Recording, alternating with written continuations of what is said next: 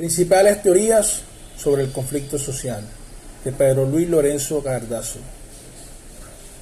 El conflicto social ha generado un abundante número de reflexiones teóricas, fundamentalmente desde el campo de la sociología.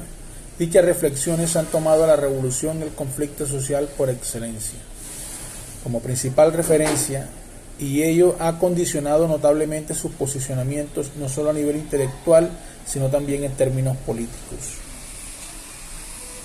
Por otro lado, no es fácil explicar las teorías de conflictos. Las distintas escuelas, por llamarlas de algún modo, han evolucionado sus posiciones notablemente, y en la práctica investigadora se detecta con frecuencia un acusado eclecticismo. Entiéndase pues que la explicación que sigue es stricto sensu, una simplificación sin otro objeto que facilitar en términos didácticos un primer acercamiento teórico al fenómeno de las luchas sociales. En términos genéricos, una teoría del conflicto social difícilmente será autónoma. Lo normal es que forme parte de una concepción global de la realidad social y de su funcionamiento. De ahí que se puede hablar de dos grandes concepciones del orden social, las cuales condicionan la interpretación de los conflictos sociales. Teorías consensualistas. La organización de cualquier sistema social tiende a la autocompensación entre los actores y las fuerzas que articulan sus estructuras y su funcionamiento.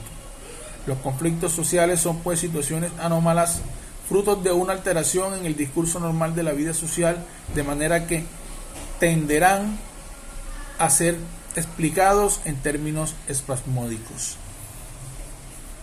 Teorías conflictivistas. La sociedad encierra dentro de sí una serie de contradicciones y objetos colectivos contrapropuestos que provocan confrontación de intereses, pues por esta razón el colectivo es inherente en cuanto a dinámica social, es un imperativo estructural y un motor de cambio social. El marxismo.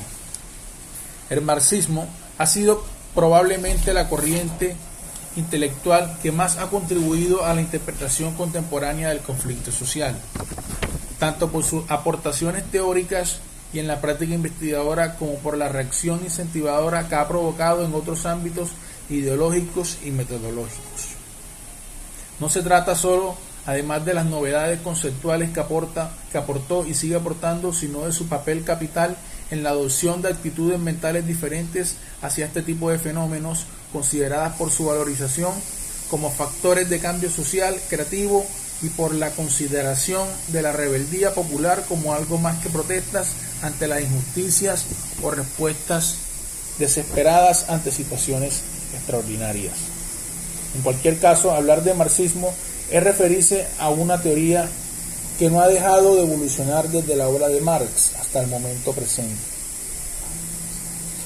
No es fácil unificar el pensamiento sobre el conflicto social y la revolución de corrientes marxistas tan diferenciadas como la obra de Gramsci, el marxismo soviético, el estructuralismo d'Althusser, los marxistas franceses del Círculo de Annales, las últimas corrientes del marxismo británico, la fusión entre marxismo y funcionalismo o el llamado postmarxismo, entre otras. Pese a lo dicho, y asumiendo el riesgo de la superficialidad y la parcialidad, vamos a tratar de reconstruir la interpretación marxista del conflicto social, limitándonos a reseñar aquellos conceptos que más la identifican. Las causas del conflicto social.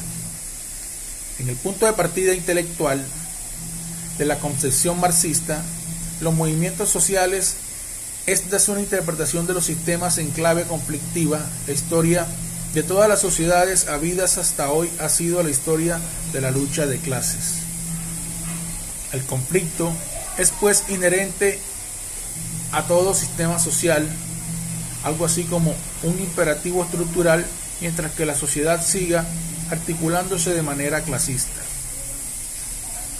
Concretando, más las tensiones sociales tienen dos orígenes que se complementan, uno de orden social y la actitud de clase antagónicas en cada sociedad, y otro de tipo socioeconómico, la interacción entre fuerzas productivas y relaciones de producción. El primero de ellos tiene obviamente dos o más actores: la clase que ejerce como grupo dirigente en términos políticos y económicos, y la clase sometida pero con aspiraciones a dejar de serlo.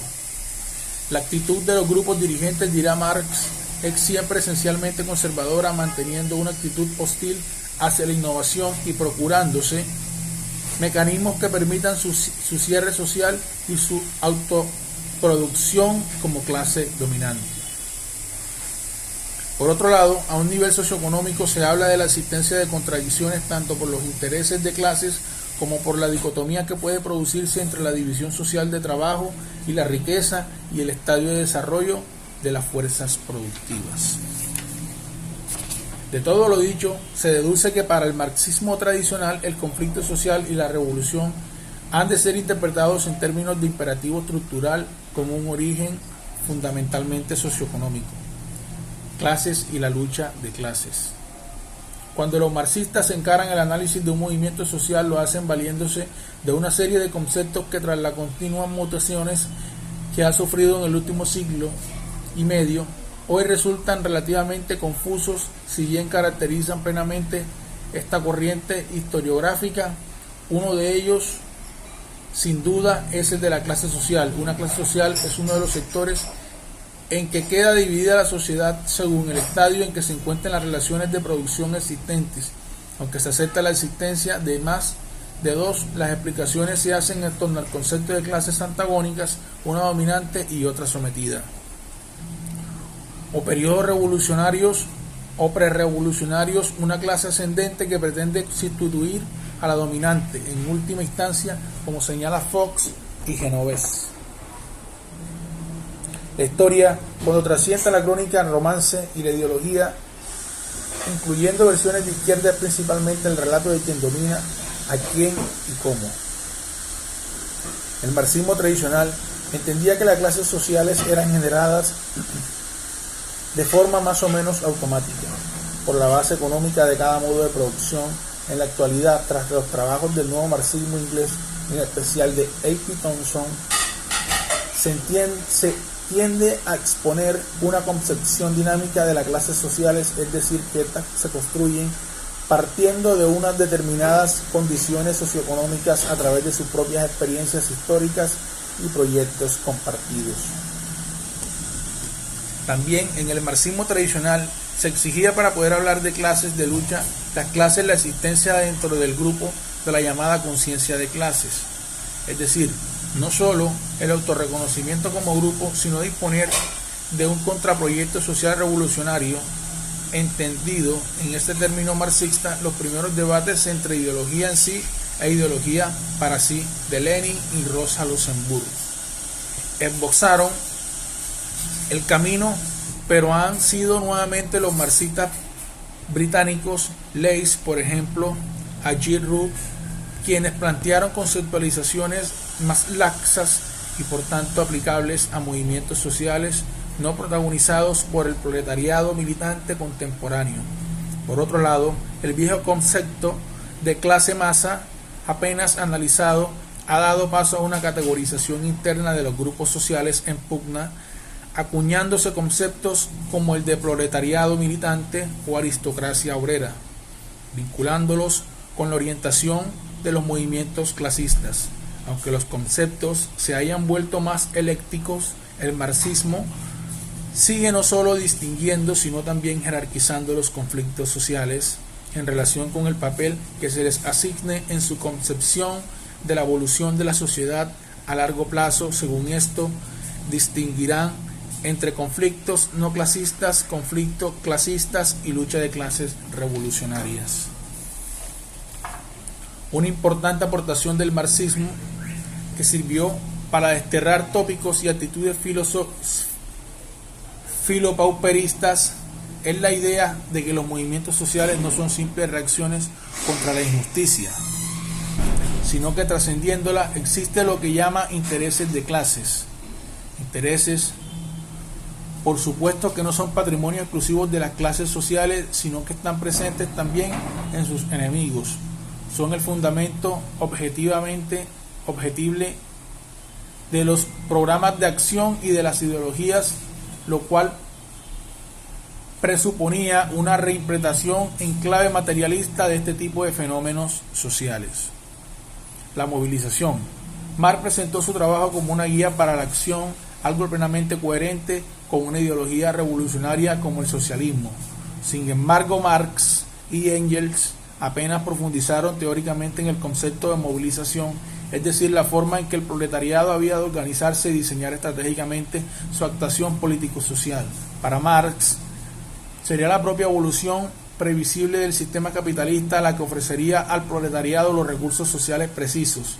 Lenin, a comienzos de siglo, sería el encargado de conceptualizar una de las grandes aportaciones del marxismo al estudio y a la práctica de los movimientos sociales, la estrategia de la vanguardia revolucionaria o élite dirigente de activistas comprometidos y profesionalizados que se encargarían de señalar el camino en términos estratégicos, partidos centralizados e ideológicos, indicando en que había de concretarse la conciencia de clase proletariada. Ello convertía a la organización y a la estrategia de acción en los ejes centrales de cara a articular el procedimiento revolucionario.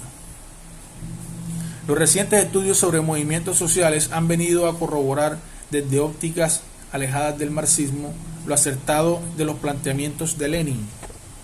La importancia de las élites dirigentes del movimiento que se proponen como las únicas capaces de actuar con objetivos y criterios no maximalistas, y la eficacia de cara al éxito de un movimiento que aporta la existencia de cuadros profesionalizados que asuman el grueso de la responsabilidad de la movilización. Tras el fracaso de la extensión en Europa occidental de la Revolución Soviética, se hizo necesaria una nueva reflexión teórica en el marxismo, y sería a Gramsci su más destacado representante. La importancia de Gramsci en la evolución de la teoría marxista estuvo en que trasladó el eje central del proceso revolucionario desde la estructura económica y la organización hasta el mundo de la cultura e interacción política institucional.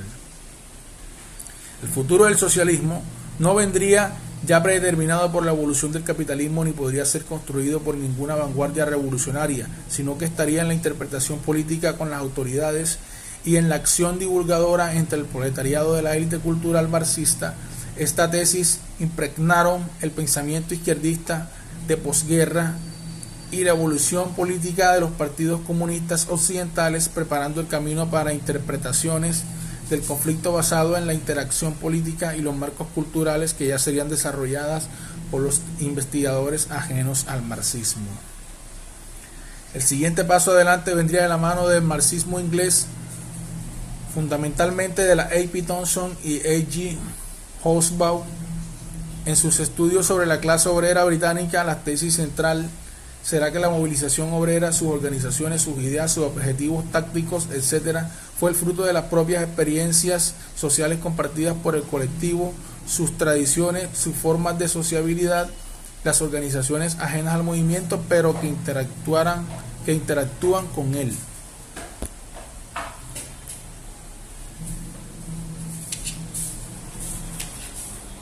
La propia dinámica política nacional, etc.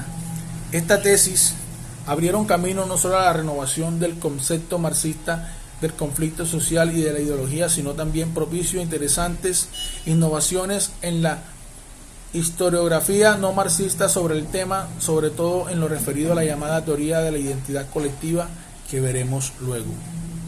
El funcionalismo. El funcionalismo ha jugado un papel capital en la conformación del aparato conceptual de la sociología y de la antropología actual. De tal manera que resulta sorprendente el desdén con que una buena parte de la comunidad historiográfica ha recibido sus aportaciones al estudio de la sociedad en general y de los movimientos sociales en particular. En cualquier caso, no es tan sencillo como podría pensar explicar cuál es la compensación del sistema social que defiende el funcionalismo. Esto se debe a que las diferencias entre los autores considerados funcionalistas son realmente importantes, amén de que la escuela ha sufrido una evolución muy intensa desde el funcionalismo organicista de Malinowski hasta el sistematismo de Tay Parson, o las derivaciones estructuralistas francesas de Althusser, o del funcionalismo relativista de Henri Merton. Por ejemplo, a las diferencias conceptuales se le añaden, además de las orientaciones políticas. Con estas precauciones vamos a exponer las tesis del funcionalismo clásico o absoluto, como a menudo se le denomina. Para el funcionalismo, la sociedad es una estructura integrada en la que toda institución, entendido este concepto en su aceptación sociológica, existe porque satisface una necesidad social. El sistema social nace con unos objetivos claros, absolutamente programáticos o utilitarios concretados, de ahí el nombre de la escuela en funciones. Los sistemas sociales, definibles como una pluralidad de actores individuales que interactúan entre sí buscando una gratificación en términos utilitarios, el resultado sería un equilibrio armonioso y dinámico, comunicado y autocompensado. Estructura, que sería la dimensión estática del sistema social, se conformaría en torno a las pautas organizativas que aportan coherencia al sistema, normas y valores con el Estado como máximo representante. Función, que sería el aspecto dinámico del sistema relacionado directamente con el ámbito de la acción social. Las funciones se desarrollarían bajo tres grandes condiciones. Paradigma funcional principal. Las funciones latentes de una institución o conducta explican la existencia de esa institución o conducta. Paradigma funcional fuerte. Todas las instituciones o modelos de conducta tienen una función que explica su presencia. Paradigma funcional débil. Una institución o conducta tienen consecuencias que A son beneficiosas para la estructura del sistema social dominante, B no son buscadas por sus actores y C no son reconocidas por los beneficiarios como debidas a esa conducta.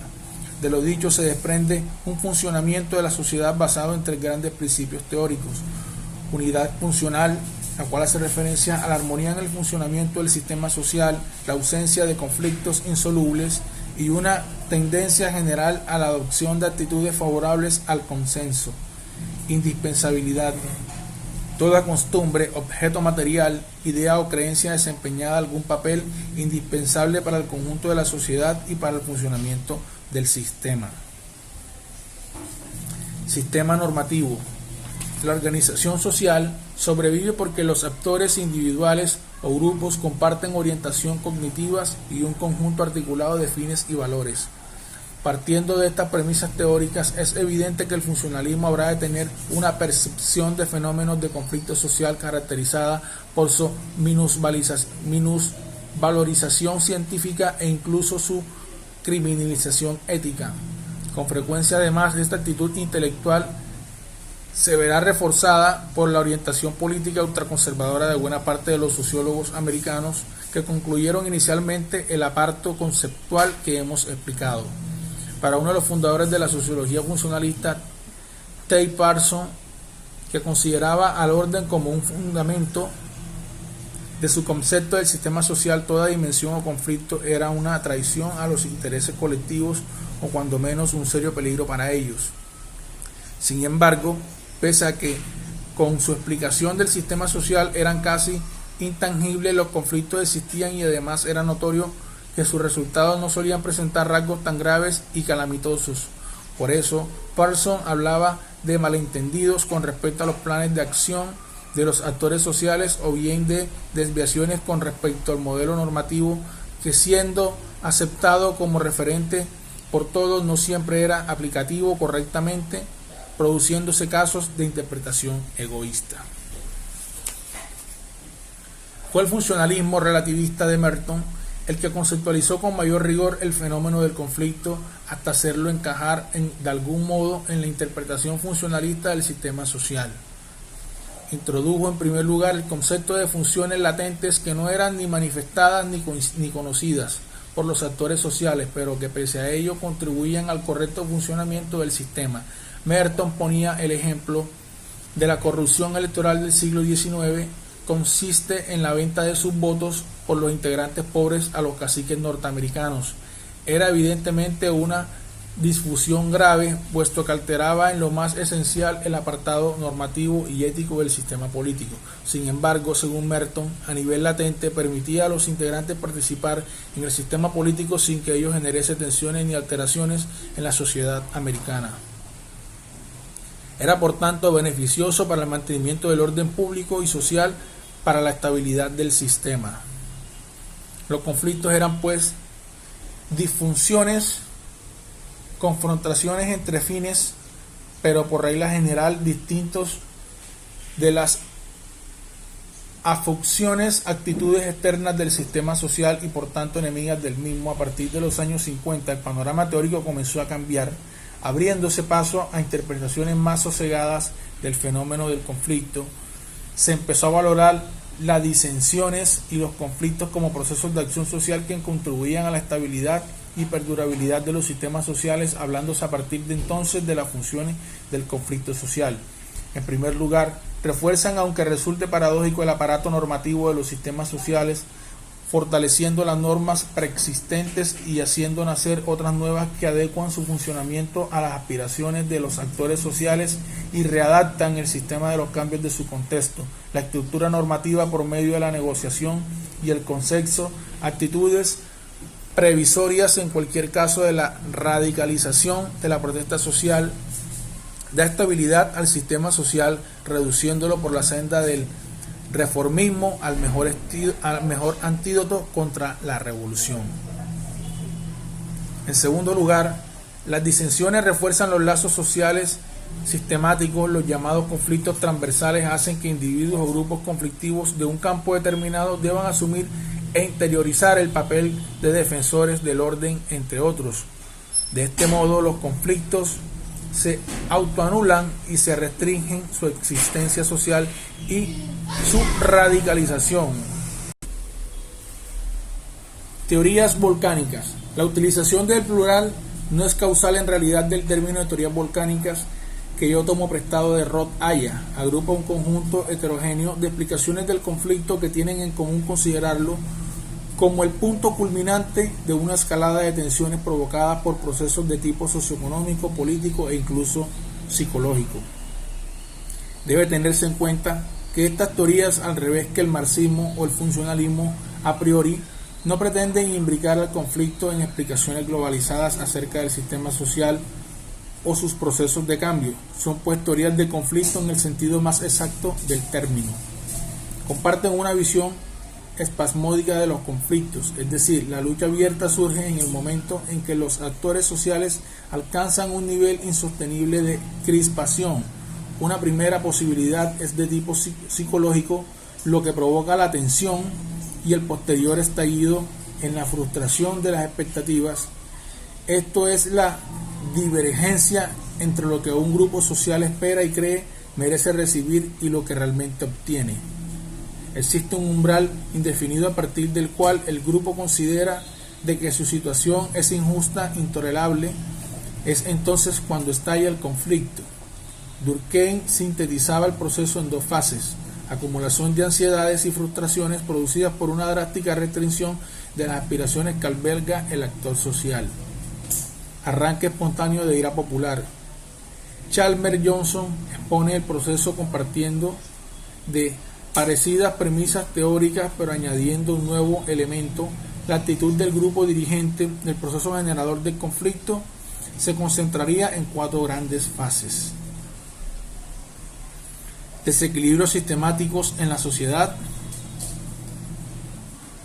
intransigencia de las élites a la hora de admitir reformas. Ello genera desequilibrios psicológicos personales que conducen al surgimiento de un movimiento subcultural. Pérdida de legitimidad de las élites gobernantes. Un acontecimiento fortuito desencadena la revuelta. Aunque la teoría de la frustración de expectativas la encontraríamos citadas en A. de Tocqueville, Ville o Marx, solo ha sido llevada hasta sus últimas consecuencias en fechas recientes, cuando el concepto tradicional de que no basta con la existencia de una situación injusta, sino que era necesario que fuese percibida como tal por los actores sociales, Se le suman las técnicas de cuantificación sociológica que parecen permitir medir el grado de insatisfacción o de frustración de expectativas. En principio, un conflicto, según esta teoría, surge cuando ante unas expectativas en creciente aumento se produce una coyuntura que las convierte en irrealizables.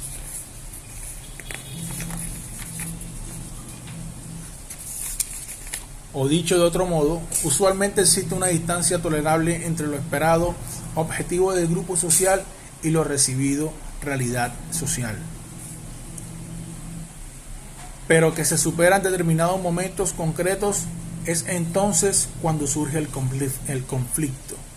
Es importante componente psicológico de esta interpretación del conflicto hace que con similares parámetros conceptuales los psicólogos estudien desde las desavenencias coyunturales o familiares hasta las revoluciones. Basta consultar cualquier manual de psicología para comprobarlo. El ejemplo más acabado de la aplicación de estas teorías lo podemos encontrar en el sociólogo americano J. Davis y sus estudios sobre varias revelaciones y revoluciones, la Revolución Francesa y la rusa entre ellas. Según este autor, las expectativas pueden ser de dos tipos, las económicas y las de poder y estatus, pero en sí ambas confluyen cuando se producen las grandes sublevaciones. Explicaciones en la misma línea de psicologización del conflicto son la teoría de la privación relativa de T. Robert Gurr, resentimiento por no conseguir lo que se cree merecer, la frustración sistemática de Feyerabend o los desequilibrios sistemáticos de Chalmers Johnson, interpretaciones todas ellas con una clara influencia del funcionalismo americano. Las frustraciones de expectativa pueden darse evidentemente en cualquier colectivo social, pero sobre todo cuando estas son de poder y estatus, y se percibe con mayor rotundidad en los estratos intermedios de la sociedad, en los grupos que se encuentran cercanos a la élite social y con la que aspiran a equipararse. No en vano, buena parte de los conflictos y muy especialmente de las grandes revoluciones han sido lideradas por los llamados clases medias, patriciados urbanos y profesiones liberales, hasta la época industrial, o intelectuales pequeños, empresarios y trabajadores cualificados en época contemporánea. Otra variante de las teorías volcánicas vinculantes al estallido de conflictos con ciclos económicos o procesos sociopolíticos que empeoran drásticamente las condiciones de vida de un grupo hasta superar el umbral de los tolerables, como dijo Michelet, el hambre es el terror, y ello es lo que forzó en demostrar Labrousse con su estudio sobre las coyunturas económicas prerevolucionarias. El alza continua en los precios del pan, que coincide con una serie de cambios negativos en otras esferas, alcanzó su techo histórico en 1789, condenando al hambre una parte significativa de los grupos plebeyos franceses, en especial a los urbanos. Explicaciones de este tipo se han dado para explicar los motines populares del antiguo régimen, las revoluciones de 1830 y 1848, los levantamientos populares en la Edad Media y un buen número de conflictos sociales de todo tipo. Evidentemente, esta aplicación toma como punto de referencia fundamentalmente a los grupos plebeyos, y su potencialidad es mayor cuando más cerca del nivel de subsistencia se encuentren. En este sentido es fácil aplicarla al campesinado medieval. Pongamos por caso, puesto que sabemos que vivía al borde del hambre de forma crónica, o a los grupos populares del tercer mundo, pero muestra ineficiencias muy conocidas cuando se aplica a grupos de mayor nivel. Las nuevas teorías del conflicto social. El conjunto de propuestas teóricas en las que vamos a hacer referencia se han fraguado desde mediados de los años 60, cuando se publican algunas de las obras más emblemáticas, pero es sobre todo en la segunda mitad de los 70 cuando se observa su éxito, al menos entre politólogos y sociólogos. Una de sus características más evidentes es que han surgido de la confluencia de investigadores de las más variadas procedencias, economistas, especialistas en sociología histórica, en sociología comparada, en ciencias políticas, en antropología, en psicología y en historia, siendo ciertamente esta última disciplina la que más tarde con mayores recelos ha incluido estas propuestas entre sus repertorios teóricos. En los términos históricos, se fraguan como un intento de dar unas respuestas científicas a la oleada de movimientos sociales novedosos, los llamados nuevos movimientos sociales que agitaron Europa y los Estados Unidos desde los años 60, y para los que las explicaciones tradicionales del marxismo y el funcionalismo no parecerían satisfactorias. Enorme trascendencia tuvieron dos autores, el primero el economista Mancur Olson y su aplicación de la teoría de juegos de movimiento social que alumbraría la llamada teoría de la elección racional. El segundo fue Charles Taylor, un especialista en sociología histórica que desarrolló y aplicó la teoría de la movilización de recursos de las oportunidades políticas que rápidamente impregnarían la producción de la sociología norteamericana fundamentalmente. La teoría de Mancur Olson tomó como su punto empírico de referencia a los grupos económicos norteamericanos, desde los sindicatos hasta los grupos de presión, pero especialmente estos últimos tratando de responder a las preguntas claves de la historia de conflicto social: por qué surgen los conflictos, por qué la gente se suma a un movimiento, cuál es la dinámica de la movilización. Olson partía del individuo para desarrollar su teoría y llegaba también a él para concluirla. Un individuo se suma a un movimiento por una elección racional basada en criterios de coste-beneficio, es decir, porque tiene expectativas fundadas de que ello le va a aportar beneficios objetivos, haciendo referencia básicamente a los económicos, y le supondrá riesgos o costes asumibles. Se establecía evidentemente un dilema, una contradicción entre maximalismo, del que dependerían la elección racionales de los individuos, y altruismo o beneficio colectivo, que estará representado por los objetivos programáticos de las organizaciones. Olson considera que solamente las élites dirigentes de los movimientos, al modo de la vanguardia revolucionaria de Lenin, eran capaces de actuar con criterio no maximalista, y surgía entonces otra paradoja: si esto era así, ¿cómo podían, tal cual se percibía en la práctica, movilizar a la gente? La respuesta a este dilema se solucionaba con el concepto de incentivos selectivos, es decir, toda una serie de compensaciones y, en su caso, coacciones a los miembros del grupo para garantizar la cohesión. Sin embargo, según Olson, los grandes movimientos, partidos políticos, sindicatos, etc., tienden a mostrarse, al menos a largo plazo, incapaces para evitar que los beneficios obtenidos por el movimiento se repartan entre amplios colectivos sociales no movilizados a la igual medida que entre los militantes comprometidos. Un ejemplo clásico sería el sindicato, cuyos militantes, tras un largo periodo de lucha y asumiendo altos costes personales, obtienen una mejora salarial. Pues bien, de dicha mejora disfrutarán no solo los militantes, sino también todos los trabajadores del sector que no se habían comprometido con el movimiento. Este hecho provocaría